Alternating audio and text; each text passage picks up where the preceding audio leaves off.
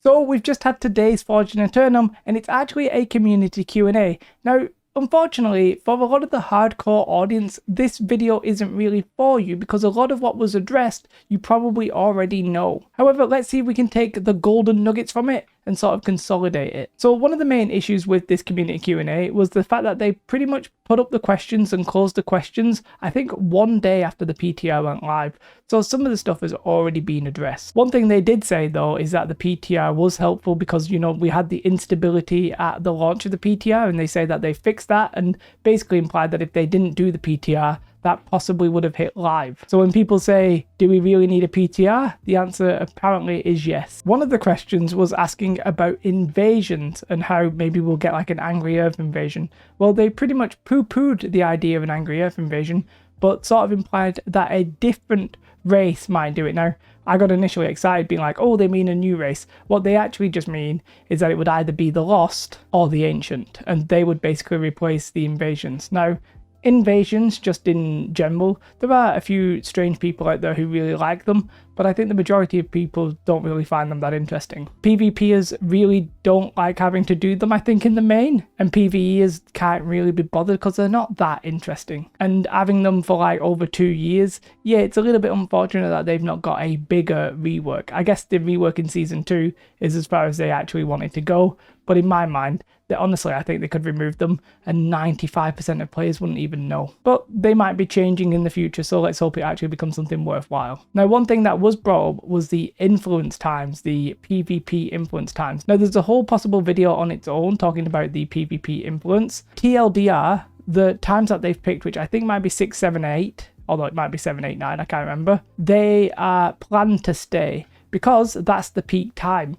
Now, it is the peak time, but I don't feel like it gives people who play at other times a decent enough opportunity to do so. I feel like they should get spread out a little bit. Maybe one at 3 and then maybe 2 in the evening. Now, obviously I'm a daytime streamer, so that would actually help me. But I just think like maybe like 3 and then maybe like 7 and then 10 would maybe make the most sense. Maybe spread them out a little bit. I mean, ideally, you would sort of put 2 in the middle and then 1 at either end. However, that would make 4 zones and that doesn't really fit in the 3 per day kind of thing, so I don't know how that would work. However, maybe they could just do 4 per day. 1 in the early daytime, 2 in the peak time, and then 1 late at night. Seems possible. There was a question about PvP content in general from my man Crushmaster.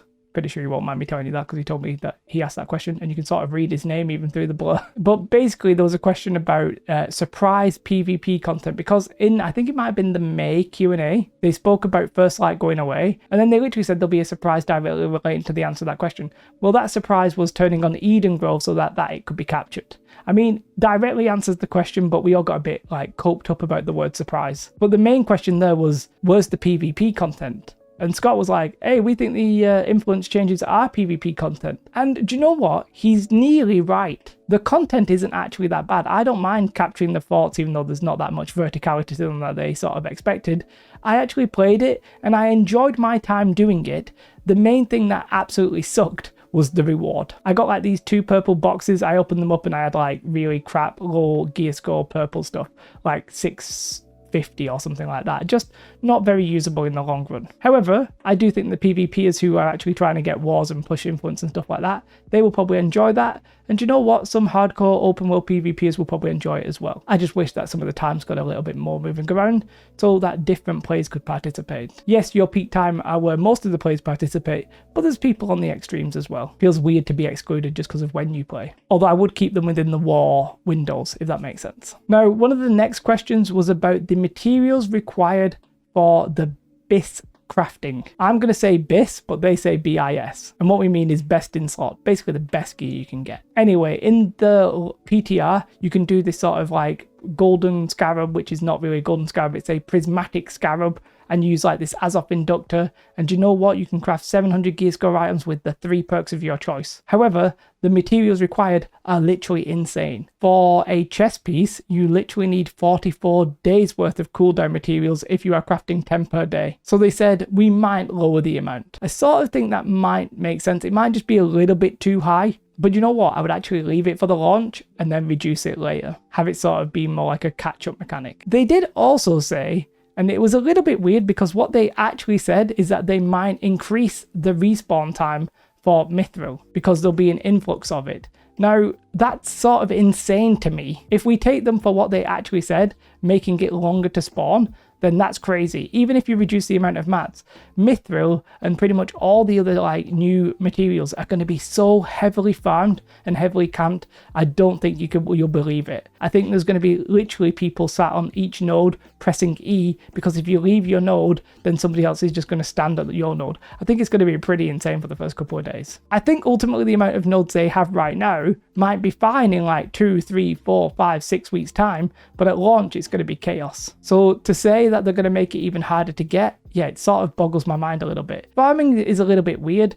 We don't want stuff to be free, but fighting over resources where you actually aren't fighting either, you're just sort of like PvE fighting, it just feels bad. Ideally, I mean, people suggest that we should just have like instance nodes or something like that. And do you know what? I think it would make sense. Make the very extreme like N tier, like Runewood and Ironwood and that kind of stuff, and Mithril, make them like chests, but put the respawn at like 30 minutes. I mean, do something like that. I mean, I feel like it would just be better overall. Anyway, we'll wait and see. It's sort of, I don't know if they intended what they said or if they meant it in a different way, but it sort of sounded like that. We'll see what we get. Now, one of the questions was about pre-ordering and when can you pre-order? Well, it turns out you can't. You can literally just buy this on the 3rd of October and that's it. You buy it, you play it, there's no pre-ordering. That's it. There's no bundle with the season pass, probably because the season pass is in-game and the expansion isn't. You buy that on Steam rather than in-game. So in that sense, I understand it. I sort of feel like there should be a bundle with a couple of mount skins or something. I think that would be interesting, but it is what it is. You can't pre-order. Also, I'm really sad that they had to address this question. The amount of people who think paying to play is pay to win is insane, and I can't believe I even have to address it. Paying to play the game is not pay to win. The developers need the money to function and make the content. Yes, it locks those people who cannot buy the expansion out of the game pretty much.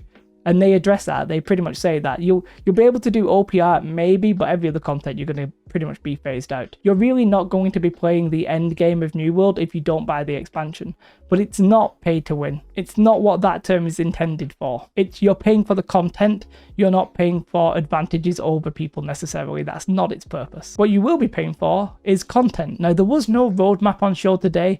I sort of thought it would make sense to show a roadmap simply to get people excited, right? The marketing for Rise of the Angry Earth, I don't think's being handled all that well. I've not really seen that much marketing going on at all. That'll probably change when we get the Twitch event, but no news of that right now. However, they did say that there'll be a lot more content to come in the next year, and they reiterated that that's for PvP and PvE. So the PvP content being the influence changes, I was sort of slagging it off a little bit earlier about the rewards, but you know what would really have been better than the influence changes?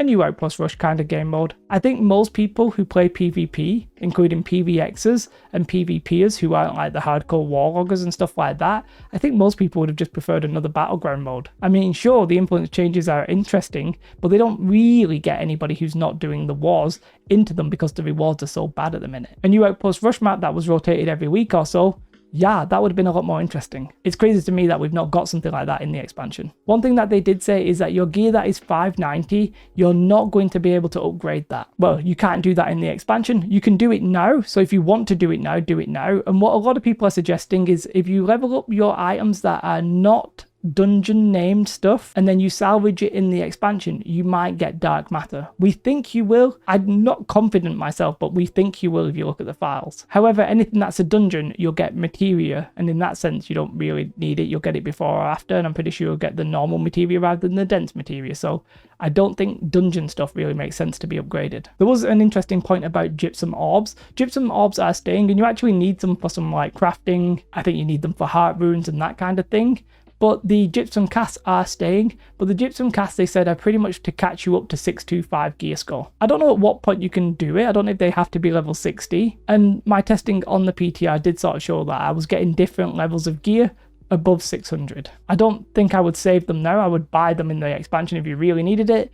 but I don't think many people will be using it. I sort of wish that in the expansion that the kiln would change, because all the gypsum stuff's at the top, but all the really interesting stuff is at the bottom, and I sort of wish it got moved up, like upgrading named items and changing the perk on the artifacts, etc. Honestly, I can't believe this video is as long as it is. I don't think we are really the audience for this anymore. The people who were looking at this video for getting like new information about the future, well, they're not ready to talk about that because they want to concentrate on the expansion. And there'll be some people, a lot of people I presume actually, just haven't played the PTR, who are interested in this, and the questions are sort of relevant. So I don't want to be grumpy because I'm not the target audience. That doesn't really make sense. But for the sweaty people out there, not that much info, and I apologize. Big shout out to my Patreons. I really appreciate you guys. And if you want to come and talk to me about this, I'll be live on Twitch tomorrow or whenever. I pretty much stream 6 days a week at this point, which will probably be 7 over the expansion. We be pumping. We watch this live, for example. Let me know your thoughts in the comments below. Have a most beautiful day. Goodbye.